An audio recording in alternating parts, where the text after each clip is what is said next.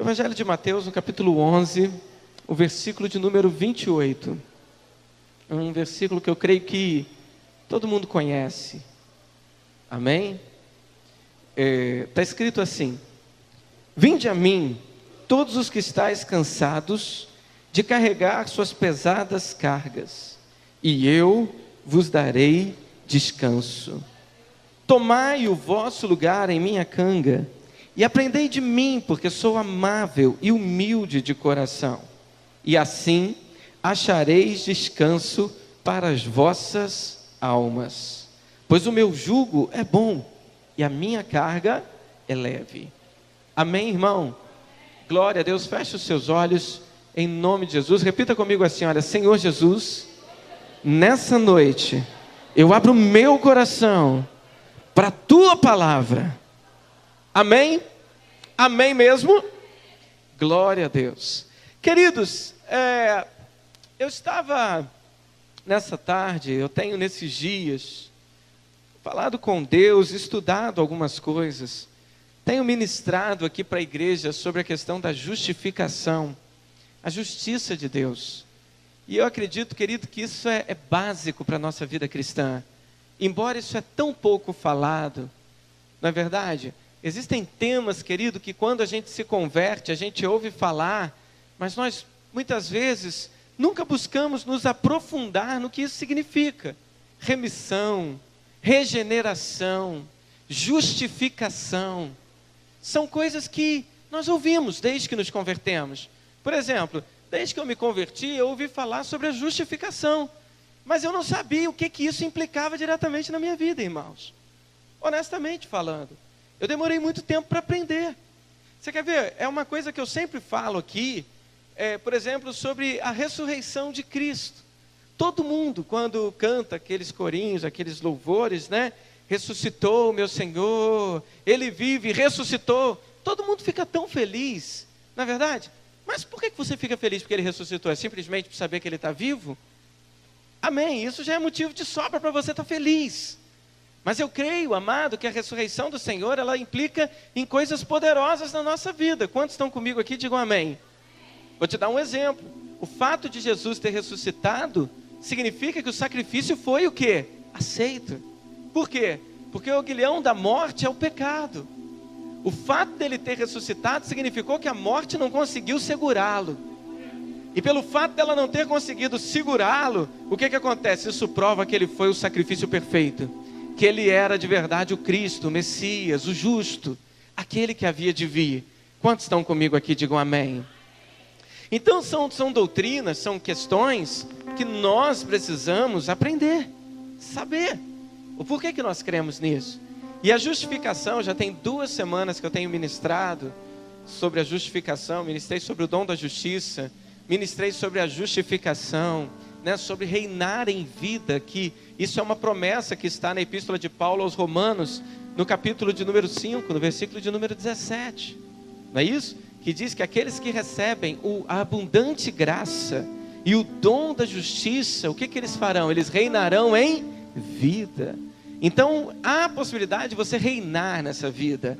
Amém, irmãos? Ou seja, quando você está reinando através de Cristo Jesus, ou em Cristo, quando você está reinando por Cristo, porque Cristo está em você, porque você recebeu a abundante graça, porque você recebeu o dom da justiça, você reina em vida, então a mentira não reina mais, a fofoca não reina mais, a fornicação não reina mais, o adultério não reina mais. Por que não reina? Porque agora quem está reinando em vida é você, por meio de Cristo Jesus, amém ou não? Agora, quem que reina em vida? Só aqueles que receberam a abundante graça e o dom da justiça. Então, a justificação, na verdade, nós temos aprendido que é uma declaração de justo, que você agora é justo. Amém, irmãos? E isso é tão poderoso, porque isso revela a justiça de Deus. Olhe para mim um instante. Eu queria que você fizesse muito silêncio para você entender o que eu quero te explicar nessa noite. Isso é fundamental para você entender sobre a justiça de Deus, porque Deus, eu já ouvi muitas pessoas dizendo, olha que Deus é amor, mas Ele é fogo consumidor. Deus é justo, não é verdade? E muitas vezes as pessoas falam assim, Deus é justo, mas te fala num tom meio que ameaçador. Irmão, Deus é justo. Então o que acontece? É uma declaração. A gente muitas vezes fala que Deus é justo, e pelo fato dele ser justo, irmão, é que nós somos justificados. Aí você diz assim, mas como pode haver justiça em Deus justificar o ímpio? Porque nós éramos ímpios, nós éramos pecadores. Amém, irmãos? Amém ou não? Nós éramos pecadores ou somos pecadores? Hein? E hoje nós somos o quê? Justos, porque fomos justificados. Então o que acontece? Parece que não é justiça, porque Deus ele simplesmente pega um cara desse aqui, que não vale nada, que não presta, o pior dos pecadores, que me ameaçou domingo passado no culto, me fez ficar com medo aqui, e aí pega esse cara. Se Deus simplesmente o perdoasse, aí você poderia dizer assim, então não há justiça, porque Deus pegou todos os pecados dele e simplesmente jogou. Não, mas Deus puniu todos os pecados dele, mas não puniu nele. Puniu em quem? Em Cristo. De modo que se Deus for punir ele novamente, Deus está punindo 2 vezes o mesmo pecado. Porque a punição que era para estar em mim, a punição que era para estar em você, Cristo recebeu ela na cruz do Calvário. Por isso que ele foi feito pecado em nosso lugar, para que nós fôssemos feito justiça de Deus. Ele tomou sobre si o nosso pecado, para que nós recebêssemos a sua justiça. Quantos estão comigo? Digam amém. Amém mesmo? Aí você diz assim, amém, pastor, você vai falar sobre isso de novo? Não é que vou? Vou. Porque, irmãos, existem verdades que a gente vai ter que martelar até você entender. Porque eu perguntei aqui agora, nós somos pecadores ou éramos? Um mus. Só entendi o mus, aí eu não entendi de somos, o mos, ou éramos. Eu entendi um mos. Mas eu digo para você, querida, a nossa identidade era pecador. Mas a partir do momento que nós reconhecemos Jesus Cristo como nosso Senhor, mudou a nossa identidade. Porque a Bíblia diz que nós fomos justificados. E justificado é declaração de justiça, ou seja, é declaração de que está pago, inculpável, não há mais culpa sobre a tua vida. E por que eu estou falando essas coisas? Por que eu estou introduzindo esse assunto? Porque eu acabei de ler aqui Mateus capítulo 11, versículo 28, quando Jesus ele disse assim, olha, vinde a mim, todos vós que estáis cansados, está colocando não, né? Não tem problema não, e sobrecarregados, porque eu vos aliviarei, eu vos darei descanso. Tomai vosso lugar na minha canga e aprendei de mim, porque sou amável e humilde de coração. Ou seja, Jesus falou assim, olha, todos que estão cansados, venham até mim. Agora, muitas vezes, irmãos, quando nós pregamos essa palavra, muitas vezes quando nós lemos esse texto, eu já preguei sobre isso aqui, eu quero que você entenda, nós associamos esse cansaço, querido, ao cansaço das provas da vida, das dificuldades da vida. E eu digo para você, querido, que os ventos da vida nos cansam sim. As lutas dessa vida nos cansam sim. Os problemas, a falta de dinheiro, a enfermidade, o desemprego, as brigas, as contendas, as perseguições, todas essas coisas nos cansam, amém ou não? Amém ou não? Mas existe algo que nos cansa muito mais, irmão. E eu vou dizer algo para você, e era sobre isso que Jesus estava se referindo. O que nos cansa muito mais do que essas coisas? É a religião. Religião cansa, irmão. Você se assusta de eu te dizer isso, sim ou não? Porque o que é religião? Eu vou estar lendo para você uma anotação que eu fiz aqui de um pensador, de um teólogo. Ele era um teólogo metodista. O nome dele é Otto Maduro. E ele definiu religião da seguinte forma: religião é um conjunto, é um sistema de práticas que se referem a seres superiores, com os quais, preste atenção nisso, com os quais desenvolvemos relacionamento de obrigações e benefícios. Ou seja, Vou traduzir para português para você. O que é religião? É um relacionamento que você desenvolve com um ser superior, onde envolve um sistema de práticas, de obrigações que você tem nesse relacionamento, para que você receba os benefícios desse ser. Quantos estão entendendo o que eu estou dizendo? Quantos estão entendendo o que eu estou dizendo? E aí, qual é a grande questão? E toda religião tem isso, irmão. Quando você está em dia com as suas obrigações, você pode ser abençoado. Mas a partir do momento que você falta com as suas obrigações, você é amaldiçoado. E eu posso ser honesto com você, é exatamente isso que nos cansa. Por quê? Porque se no mínimo nós formos honestos conosco, nós vamos entender que estamos sempre em dívida. Porque por melhor que a gente seja, por melhor que você você nunca, querido, vai cumprir todos os requisitos necessários para poder ser merecedor de uma bênção. E é por isso que cansa. Então quando Jesus disse assim, olha, vinde a mim todos que estão cansados, Ele estava falando com um povo que estava extremamente exausto, com um sistema religioso extremamente exigente. Porque os fariseus daquela época, irmãos, eles não somente exigiam a lei, mas existiam também suas tradições, os seus costumes, que tinham para eles o mesmo peso da lei, que tinha para eles a mesma validade da lei, no sentido de que era preciso observar. Então, querido, o fariseu daquela época, os fariseus, eles se sentiam superiores, eles se sentiam melhores, porque eles cumpriam algumas coisas, porque eles faziam algumas coisas. Mas Jesus, Ele sempre chamou esses homens de sepulcros caiados. Por quê? Existe uma aparência por fora, mas por dentro a podridão. Porque a religião, querido, o que ela pode fazer com você, talvez é uma mudança externa.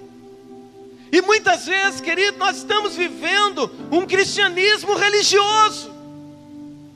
E nós precisamos ser libertos da religião. Porque religião, querido, não tem poder de transformar ninguém. Religião não tem poder de mudar a tua vida. Eu sempre ouço pessoas falando, né? Ah, que bom que fulano agora está seguindo tal religião, ou tal religião, a religião A ou a religião B. Por quê? Porque agora ele vai mudar de vida, como se religião mudasse alguém. E não muda. Sabe por que religião não muda, irmãos? Porque religião cansa. Na religião você tem que andar de joelho, na religião você tem que ter uma cruz, andar com uma cruz nas costas por quilômetros até chegar numa determinada cidade. Por religião, querido, você é obrigado a dar cesta básica, você, por religião, é obrigado a ajudar os menos favorecidos. Aí você diz assim, pastor, você é contra ajudar os menos favorecidos? Não, sou a favor. Nós estamos aqui até agora com um projeto para que isso aconteça e para a glória de Deus, em uma semana ajudamos quantas famílias? 2 famílias em uma semana. Então eu sou a favor. Mas o problema, querido, é quando essas atitudes, não só da assistência, mas você precisa jejuar, você precisa orar, você precisa carregar uma cruz, você precisa pagar alguma penitência para agradar um ser superior, para obter dele os seus benefícios. Quantos estão comigo aqui? Digam amém. Vocês estão compreendendo a mensagem, irmão? Ou está complicado demais para os irmãos entenderem? Quantos aqui estão entendendo? Digam amém. Então chega uma hora, irmão, que você vai cansar. Por que você vai cansar? Porque na verdade isso é um sistema escravizador. Você se torna escravo da religião. E eu digo para você, é um sistema insaciável, porque você nunca vai fazer o suficiente. Quantos estão entendendo o que eu estou falando? Digam amém. Você nunca vai fazer o suficiente. Sabe, querido, quando você se entrega a um sistema como esse, você não está diferente daquele índio lá daquela ilha no meio do Pacífico, que ele muitas vezes ele pega bezerros, ele pega frutas, ele faz coisas, ele faz sacrifícios para poder aplacar a ira do Deus vulcão. Muitas vezes nós estamos tendo um relacionamento com Deus que não é muito diferente desse, porque nós sempre temos que fazer alguma coisa para aplacar a ira de um Deus furioso e irado. Eu quero dizer para você nessa noite, irmão, essas coisas cansam. E talvez você está aqui nessa noite, irmão, e você está cansado disso. Você está cansado de tentar ser o que você não é. Você está cansado de tentar mudar algo em você e você não consegue. Você é sempre derrotado por você mesmo. Eu quero dizer algo para você. Jesus está dizendo para você nessa noite: vinde a mim, porque eu tenho alívio para você. Eu posso aliviar essa carga pesada que você está carregando. Eu queria que você abrisse a sua Bíblia comigo no Evangelho de Lucas. Lucas, no capítulo 18, versículo 9. Lucas 18, versículo 9.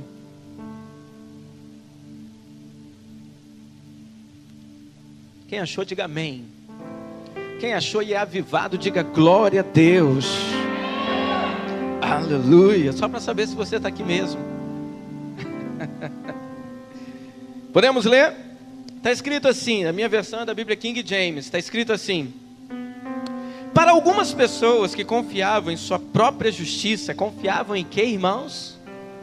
Na sua própria justiça. Olha que interessante.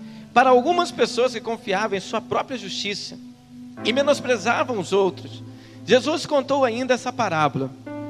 2 homens subiram ao templo para orar. Um era fariseu e o outro publicano.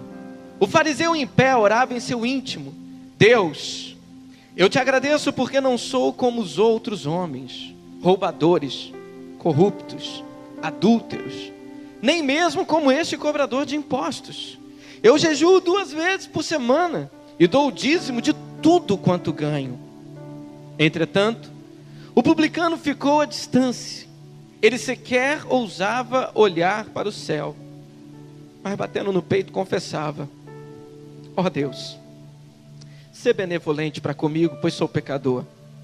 Eu vos asseguro, olha Jesus dizendo, eu vos asseguro que este homem, que homem? O publicano. Ele diz assim, olha, que este homem, o publicano, que ficou à distância, que sequer olhava para o céu, que batia no peito e confessava, dizendo ser um pecador e que precisava da bondade de Deus na vida dele. Este homem, e não outro, foi para a sua casa justificado diante de Deus. Porquanto, todo aquele que se vangloriar será desprezado, mas o que se humilhar será exaltado. Amém, irmãos? Então olha que poderoso. Jesus, ele estava falando para algumas pessoas que confiavam na sua própria justiça. E o que é você confiar na sua própria justiça? Eu falei domingo passado, mas para aqueles que não estavam aqui, eu vou repetir para que você entenda. Confiar na sua própria justiça é você confiar nas suas boas obras, é você confiar nas suas boas atitudes.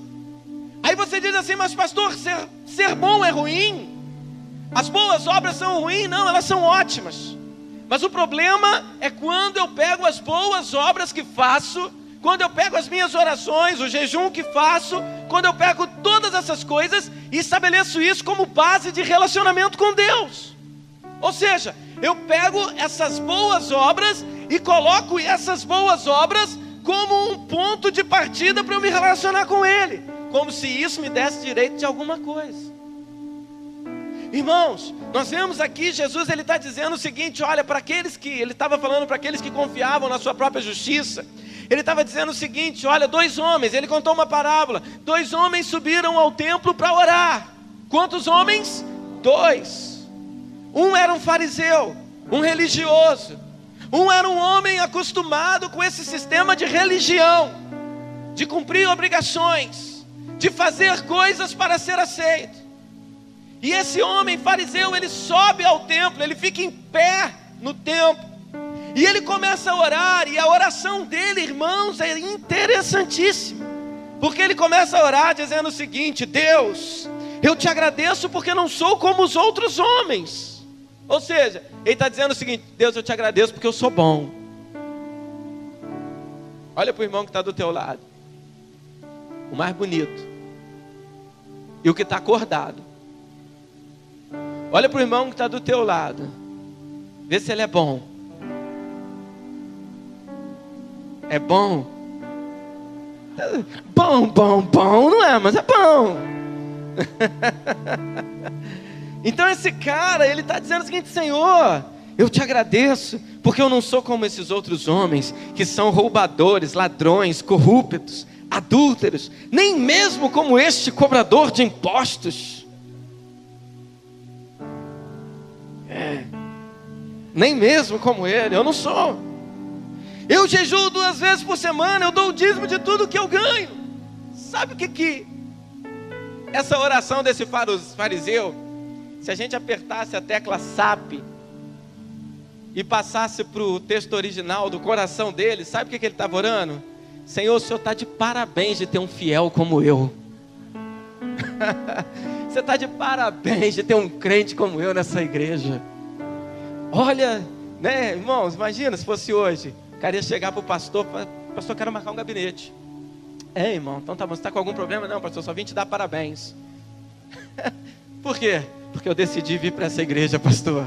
Uau! Foi quase isso que ele me falou, irmãos, quando ele veio para cá. Então, o que acontece? Ele estava orando, ele estava dizendo: olha, eu sou bom.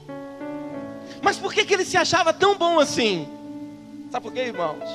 Porque ele achava que ele estava cumprindo os requisitos. Na verdade, ele era um grande hipócrita. Quantos estão entendendo o que eu estou falando? Agora, sabe qual é o problema, irmãos? Sabe qual é o problema? É que essa mentalidade, ela tem perdurado até hoje no nosso meio. E muitas vezes, quando nós chegamos diante de Deus, nós chegamos muito cheios de méritos. Deus, eu sou dizimista, por que eu não estou prosperando? Deus, eu não falto um culto dessa igreja. Deus, eu estou em tudo, eu estou trabalhando, por que o Senhor não me abençoa?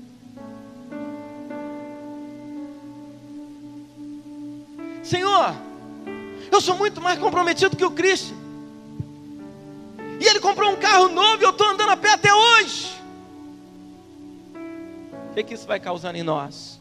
Cansaço, revolta. E tem um punhado de gente desviando por causa disso. Por quê?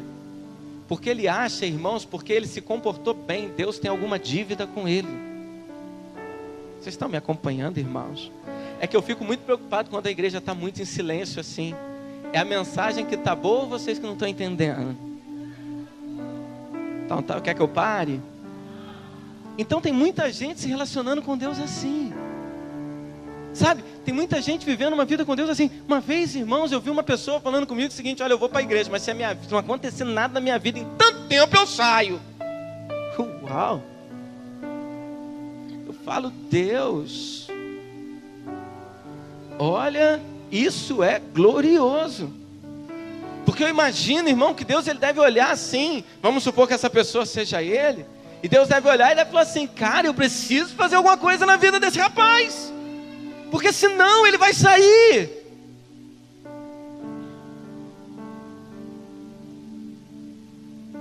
Sabe, irmão, a religião produz arrogância.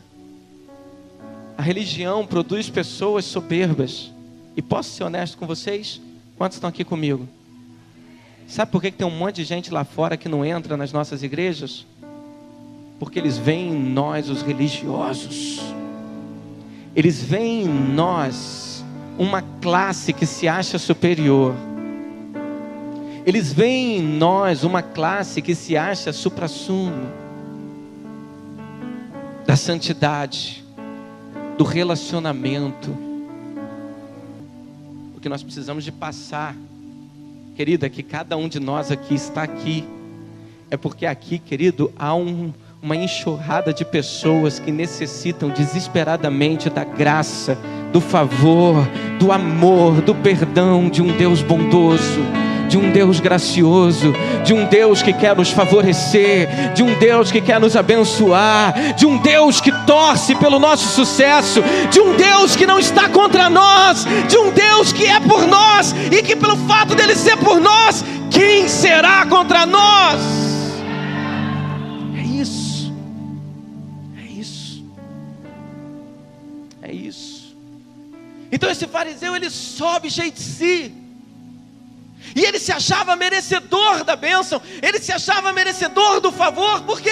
Porque ele orava, porque ele jejuava, porque ele devolvia o dízimo, porque ele era bom, porque ele não era um ladrão, porque ele não era um pecador, porque ele não era nada de ruim aos olhos dele. Ou seja, ele era muito bom, arrogante, muito bom. Só que ao lado dele tinha esse publicano, e eu não sei se você sabe, o publicano, ele era um funcionário público. Ele era um cobrador de impostos, ele trabalhava para Roma. Roma dominava Israel, Roma estava governando praticamente todo mundo conhecido. O Império Romano era vasto, o Império Romano era poderoso. E quando Roma dominava uma determinada nação, aqueles moradores daquela nação, daquele país, eles eram obrigados a pagar impostos para Roma.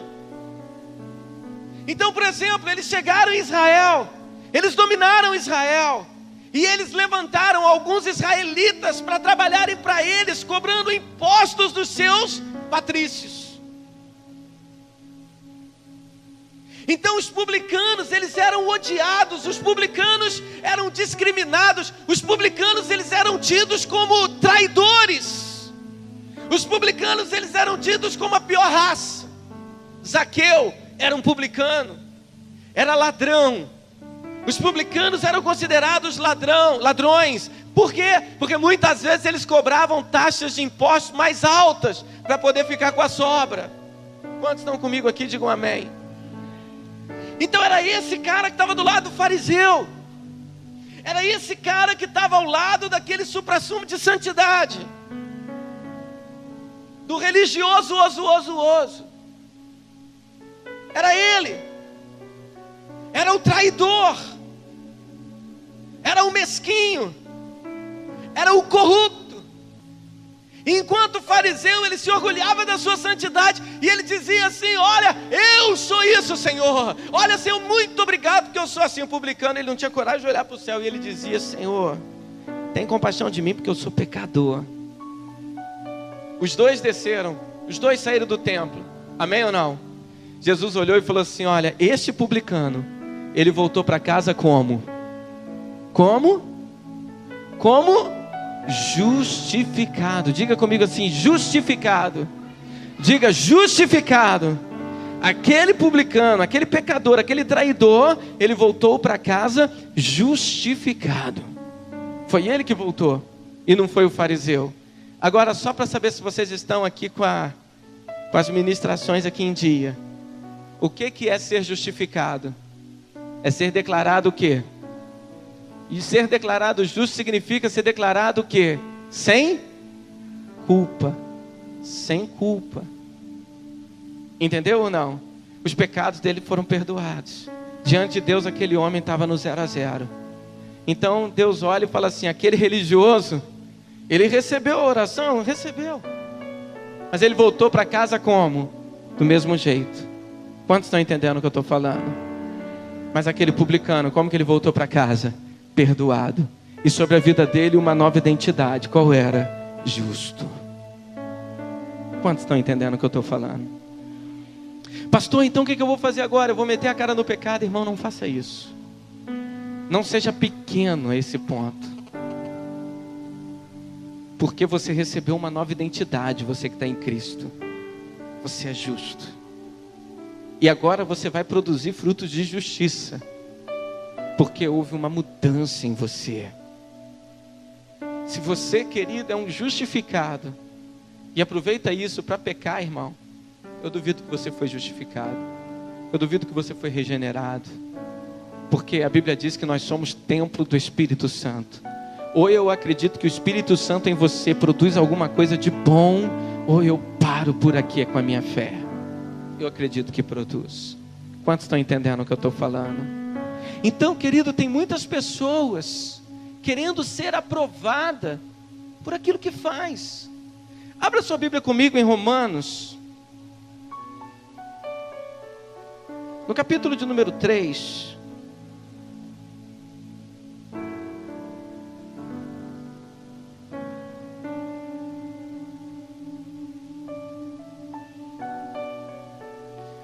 No versículo de número 20.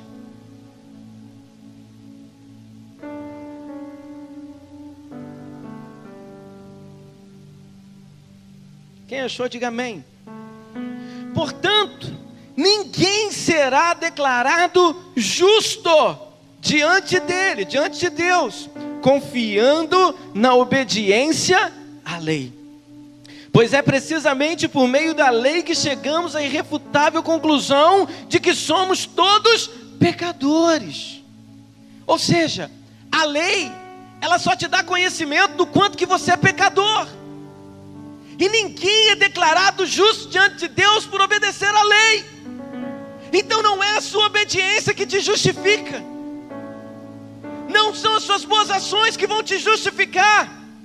Mas é a justiça de Cristo, é a obediência de Cristo. Ele cumpriu a lei por você. Ninguém pode ser declarado justo por obedecer à lei. Olha só o que mais diz aqui, irmão.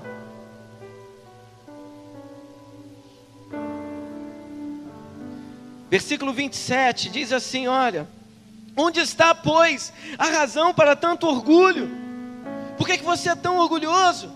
Foi completamente excluído por qual lei? Das obras? Não, ao contrário, pela lei da fé. Concluímos, portanto, que o ser humano é justificado pela fé, independente da obediência à lei.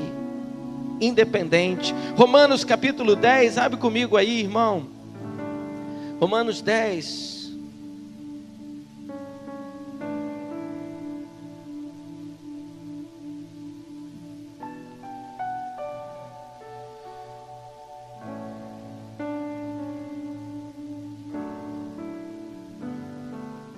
Quem achou, diga amém. Está escrito assim: caros irmãos, versículo 1: o desejo do meu coração e a minha oração a Deus em favor dos filhos, dos israelitas, é que eles sejam salvos. Porquanto sou testemunha quanto ao zelo que eles devotam a Deus. Contudo, o seu zelo não tem como base o real conhecimento. São zelosos, mas não tem conhecimento. Olha que coisa interessante. Pois, não reconhecendo a justiça que vem de Deus e buscando estabelecer a sua própria, não se submetem à justiça de Deus. Então ele estava dizendo aqui sobre os judeus. Ele estava dizendo o seguinte, que eles não reconhecem a justiça que vem de Cristo. Eles não reconhecem a justiça de Deus. Então eles confiam em quê? Na sua própria justiça. Eles confiam na sua bondade, eles confiam na sua obediência, eles confiam que eles por eles mesmos são capazes de se justificar. E eles então, querido, não são justificados, porque não se submetem à justiça de Deus. Porque o próprio Paulo fala, porque pela lei ninguém é justificado. Paulo ele chega a dizer o seguinte, porque se alguém é justificado pela obediência à lei, Cristo morreu em vão. Se nós fôssemos declarados justos pelo que obedecemos, Cristo morreu em vão. Por quê? Não precisava dele morrer, porque eu poderia ser justo pela minha obediência. Mas eu não sou justificado, eu não sou declarado justo, sem culpa, diante de Deus pela minha obediência. É pela graça, é pelo favor de Deus. É isso. Então sabe o que eu quero dizer para você, querido? Deus ele te ama tanto. Deus, Ele te ama tanto, mas Ele te ama tanto, irmãos, que Ele pegou você não valendo nada. Ele te amou sendo você pecador, inimigo dEle. Você não o buscava, porque em Romanos capítulo 3 diz que não há ninguém que busque a Deus. Ninguém. Não há ninguém que seja bom, nenhum justo. Ninguém que busque a Deus. Então Ele pega você, que era totalmente desinteressado por Ele, e o Espírito Santo toca no teu espírito, desperta você para esse chamado, desperta você, querido, para esse relacionamento. Aí você, querido, reconhece, através da luz de Deus, que você é um pecador, e que a sua obediência não te justifica. E aí você reconhece o quanto que você precisa de um Salvador.